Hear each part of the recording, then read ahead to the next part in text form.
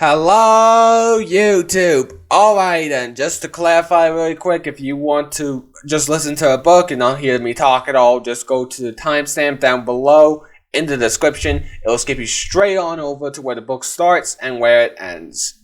Ends as well. It'll point out what time period the book ends. Just to give you an idea of how long it's going to be. Anyway, this is an audio-only book of my very own original Christmas story. All rights belong to me, which I'll leave a copyright mark on the description below. Anyway, this is my original story. I hope you all have a wonderful Merry Christmas. This is going to be one of the last 3 videos I do. I'm going to be uploading all today. Thank you for all the support you've given me throughout the years, everyone. And really, I just hope you have all a wonderful Christmas that I'll not be doing a Christmas video for other than this. So this is my original story, which I'll read the title now and begin. The Snake That Ate the Smallest Christmas Gift. Written by Crazier. Once on a cold winter's night, as all of these stories go, with a big warm house was a small family of 4. One silly father, one serious mother, one loving younger brother, and one young lady named Savney. She was older than her brother by only a year, and she loved him as much as he loved her, which was greatly higher than most brothers would. He always tells he remembers opening his eyes to see a face that was so unclear he thought it was some type of monster that he let out a yell. But the monster started making a sound that was like a whisper, that can make even the loudest of babies be quiet and wispy. He remembers the color for some reason, of a blue on top of her head. The father always thought it was silly, but his wife took it very highly seriously. For the night he was born on Christmas Eve, his sister was wearing a blue cap, and she was the first thing he opened his eyes to. But this is not his story tonight. It was snowing outside the family's window, and it was wonderful. Even some cold-hearted people, you could say, enjoy seeing the snow fall down on Christmas Eve. There was one soul, although, out in the cold, that didn't care for the wonderful snow. His blood was freezing outside, for his kind were always in need of sun. So how did he end up in a place that snows? No one knows. Not even he did. He slithered down the snow-filled path with great pace, for if he slowed down, he would freeze on the spot. He made his way with his eyes nearly frozen shut. He saw her with one last look at a crack in the wall of some place. He didn't care if it was the home of a bear. He needed to live another day, so he can be warm and have food if he was lucky. He dashes down the path to the wall, feeling the grass underneath the snow and cold, and slips through the crack with a creaking slither down. Even with the walls, he could still feel the cold, and he thought he would be doomed to meet his end soon, until he heard a sound that would scare him. After some time, he could smell it, and he knew the smell all too well. That smell that means the end of life. Fire. This cold night could be his end, but that fire could be his last shot. He made his way to the smell, and through the walls and the fins of those tall animals that hunt him down with their nets, or something that makes a loud ear pain sound. Now he was out of the walls and within the halls. He could see the fire, but it was not spreading out like wildfire. He had never seen anything like it before. Near by the warm fire, which he made his way to, he saw a tree that is still green, with all these fins of tall animals hanging on it, and strange, colorful squares and rectangles of all sizes below it. He didn't care, so he lays by the fire and waits to leave, it when the tall ones come. But as he was warming up, his belly made a loud gelly. He was in need of something to eat, so, thinking that maybe he could live off of something that was left under the tree, he made his way through the tall, all blue things and the small red ones until he came to a sweet smell. He followed the smell without a second thought and found a yellow-colored thing under the tree. It was the smallest of them all. It was like an outcast. So, he, thinking it was food, eats it all in one gulp. He makes his way back to the fire, although quite uneasy now, for that thing was not food. He was resting for a short time, and the sun had yet to rise. The sound of a thump and a clunk was ringing, and that means it's time to hide. He was as quiet and quick as he could. He made his way to the walls, but as he was about to enter, a sound made him stop. Wait, what is it? I made this gift for my brother, but now it's gone. It confused him so, for as soon as this young tall one that said that, she started making a sound that wasn't loud, but was so painful for him to hear. Although he told himself that the young tall one would hurt him on the spot, he slowly looked around the tall wall all to see a female tall one, but shorter than most. It must be a young one, but water that was for drinking was running down her eyes. He could see it clear as day, and this made the pain more unbearable. Why does it bother him that this child of Tall's is making such yawls? The young one spoke again. How did this happen? I spent hours last night while my brother was asleep making his favorite treats. I made it look like a normal present so he wouldn't know until he opened it. But now, I failed my brother. Brother. That word sounded so small compared to the strange, huge words the tall ones make, and yet so more powerful than any other ones he had heard. Now, she, with a voice with the self-blame, only made him hurt more, until he doesn't see it until it happened.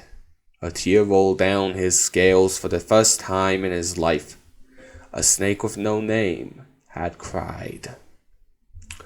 When that happened, the child, to the snake's great fear, lifted her head and turned to where he was, but he quickly slithered back to say, "Who's there? Please, come out." Fear wasn't the only with him, it seemed, for the child also seemed to fear. He could hear it in her voice.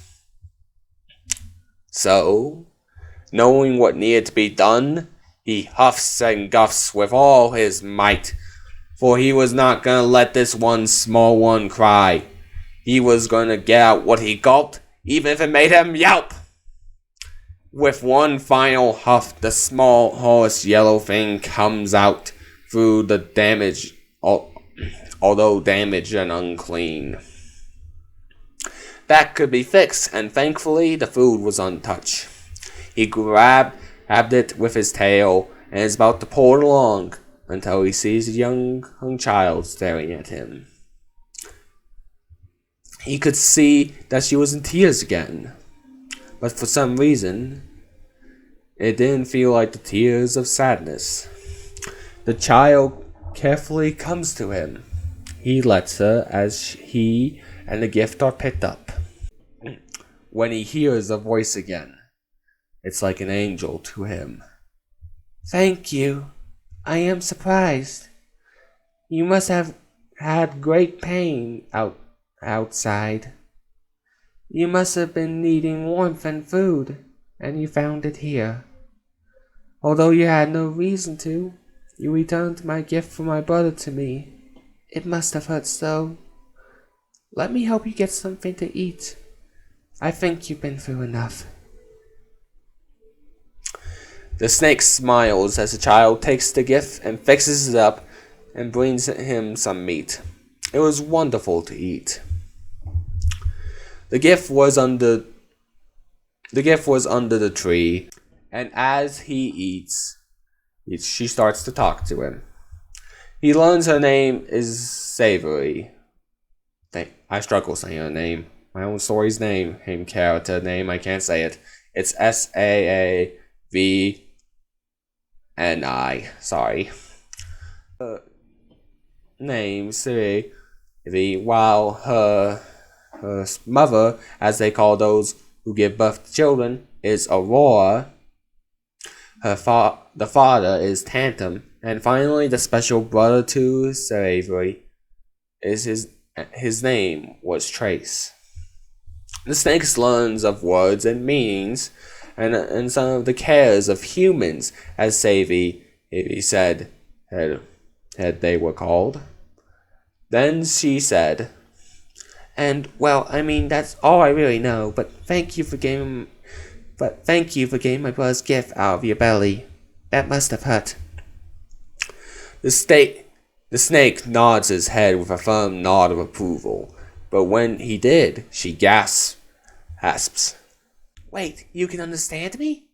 He nods slowly to confirm. "So, that means, wow, a snake that can understand humans. This is unheard of. Wait, do you have a name?" He looks at her confused, but nods his head no. "Oh, really? Wait, let me bring out my phone." "Okay, so here is the thing. I think you should have a name. I mean, most people or pets do. Oh wait, you're a bit more of a wild animal than a pet. Well, do you want to stay here?" She asks as Speedily talks like a wild child. So after thinking for a bit, if he could stay away from the cold and get some food, that would be a yes. But would it make her happy, since from what she told him, he had almost ruined her Christmas? A once-a-year thing that brings families together and joy to children. He nods his head to her, trying to tell her that she can choose. After some time, she got the message. She stated, "Really? Well, I would like you to stay, for you have gone through such great pain, and it's the Christmas season. I think it's time someone gave you a home." Tears came down again on the snake's face. Even after he had almost taken one of the most greatest happiness from her, she was willing to give him a home. She carefully picks him up as he cries and asks, "How do you like the name Theodore?" Although not understanding the point of a name, or why this is one of all the names he could have, like thief or monster, he nods his head and she gives him a hug, or tries to. The Christmas morning came, and the family meet Theodore, and she explains to him all that happened that night. Although the father was funny, but can tell does his best, and the family can tell to confirm, and even somehow typed on a keyboard. I don't know how he did. Ask him if you meet him. When all was said and done, Theodore was registered as Savory's pet.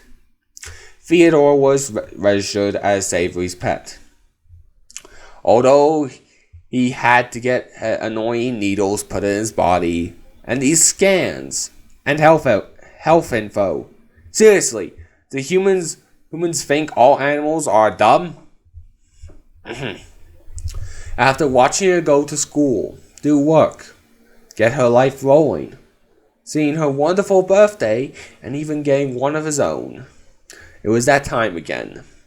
On Christmas Eve morning, they did Trace's birthday and Christmas Eve things in the evening.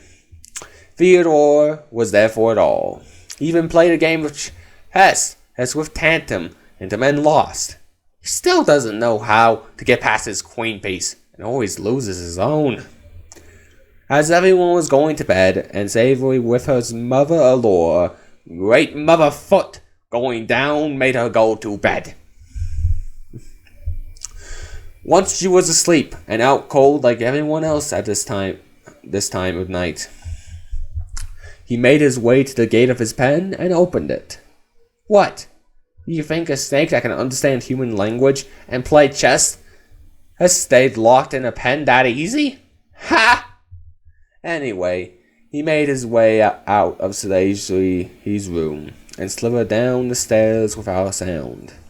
He was planning to make a wonderful full meal for the family, to wake up on Christmas morning. He had practiced with Aurora for hours and learned tricks to make it easier for him, and with the fact that he has no hands. But when he made it to the main room, where you need to cross to get to the kitchen, he saw this big red man with a sack on his back, looking like he was going to take one of the gifts. Theodore was not going to let someone ruin Savory's family's Christmas. Not on his watch. He starts dashing down with his fangs ready to bite down on the leg of this man, and the man lifts up his foot and states, Ho, ho, ho! Wife isn't young, Theodore. I know you must be worried, but I'm not here to steal any gifts. Theodore looks at the man. His face had a beard as white as snow, and cherry cheeks that looked like warm and wary. His belly danced like it had a mind of its own when the man laughed. It's almost like it was full of jelly. But Theodore had heard of a man like this that involved Christmas, and they called him Saint Nick. Was it him?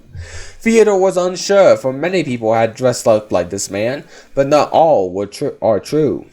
Saint Nick was believed to be true, and Theodore has seen miracles around this time.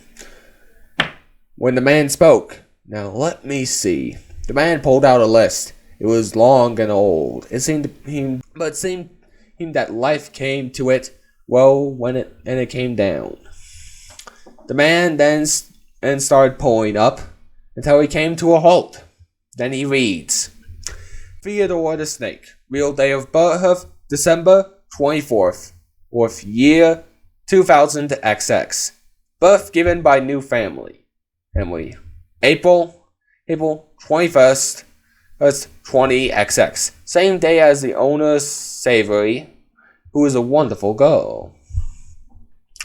One who was taken from the life of the wild by bad men at a young age and has been on the run until on a Christmas Eve, you, a cold-hearted snake who hated all tall animals as you called them in the past, you, when you were hungry, did something wrong. But when you saw the effects of your choice, you did what you could to fix it. Theodore, I say with your track record, you would have stayed on my naughty list for some time. But you did what was right, and for that, you, young snake, have been on my nice list ever since that Christmas Eve. Theodore, I will be bold with you. Not all animals are like you. There are a rare few who can understand and live somewhat like humans do. You are one of a kind, and I think it's about time I gave you this. The man who Theodore now knows without doubt that this was the real Saint Nick. Theodore looked with wonder as the big Christmas gift that was taken out of the sack, and it had his name on it. Theodore then looked at Saint Nick to confirm, and he gives a smile and a nod as he tells. Now, I think that's everyone that lives here. I'm gonna get going now. Oh. But right as he was about to head up the fireplace. Oh, and I forgot to tell. Savory never told you, did she? Theodore looks at the big man confused. What was he talking about? Then Saint Nick spoke. Well, last year, Savory, with all the wonderful things she got, there was one gift not even I could have given her, but you came along and changed all of it. Your name, Theodore. One of its meanings is gift from God.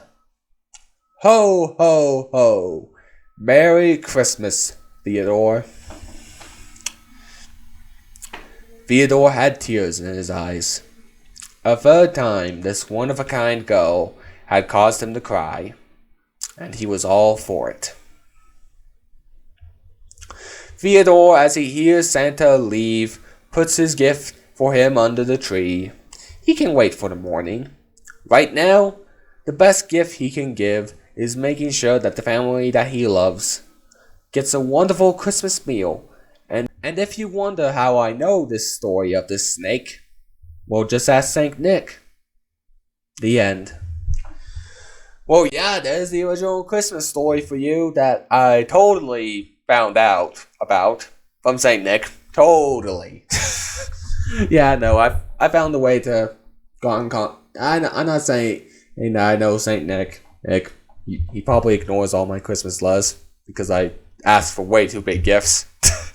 Anyway, I'm doing jokes. I'm being a comedian. You know, folks. Santa is a wonderful person. And, well, yeah. This was my Christmas story for this year. I hope you all have a wonderful Christmas season. And, pardon me. Didn't think I would burp. This is Crazy Boy and, oh no, wait, Crazy is just Crazy now. This is Crazy, and I'm out of here. Merry Christmas, everyone!